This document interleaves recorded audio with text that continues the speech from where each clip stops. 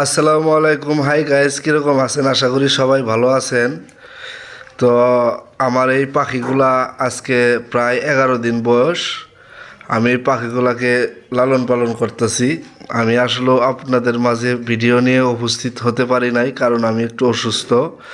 আমি একটু সমস্যাতে আছি, এই কারণে আমি নিজের ফেস দিয়ে ভিডিও করতে পারতেছি না, তার জন্য আমি দুঃখিত। তো আমার এই পাখিগুলার বয়স আজকে 11 দিন।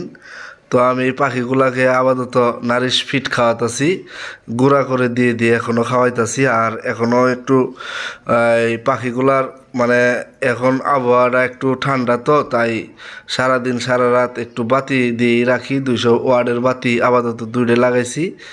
এই পাখিগুলা দেখেন, যেন মনেই হইতেছে না আজ শীতের দিন। এইভাবেই পাখিগুলাকে রাখছি, দেখতেই পারতেছেন। এই কোয়েল পাখি আমি জিরো বাচ্চা থেকে শুরু করছি আর কি। এগুলা কিন্তু জিরো বাচ্চা নিয়ে আসছিলাম, আপনাদের দেখাইছি। তো আমার বাচ্চাগুলোর বয়স 11 দিন। তো আমার এই বাচ্চাগুলা কিন্তু অনেক ভালো এবং সুস্থ আছে। তো যারা যারা মনে করেন এরকম পাখি লালন পালন করতে চান, বা আপনারা যদি কেউ এই ব্যবসা শুরু করতে চান, অবশ্যই একটা ভালো ব্যবসা। তো আপনাদেরকে আমি পরামর্শ দিব, আপনারা যদি এই ব্যবসাটা করতে চান অবশ্যই করেন।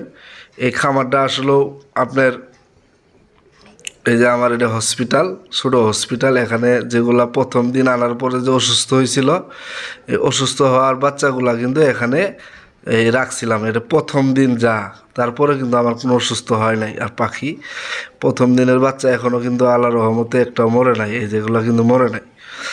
তো যাই হোক, এইভাবেই যেগুলা 3-4টে অসুস্থ হবো প্রথম দিন আনার পরে, ওগুলা আলাদা করে রাখবেন। তো আপনারা যদি এরকম পাখি লালন পালন করতে চান, কোয়েল পাখি দিয়ে লাভবান হতে চান, তাহলে অবশ্যই আপনারা এই পাখিগুলা পালতে পারেন।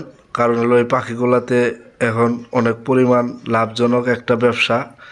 এই পাখিগুলো লালন পালন করতে পারেন। আর এই পাখিগুলো কোন জায়গা থেকে নিয়ে আনি লাগে আমি সম্পূর্ণ ঠিকানা দেব।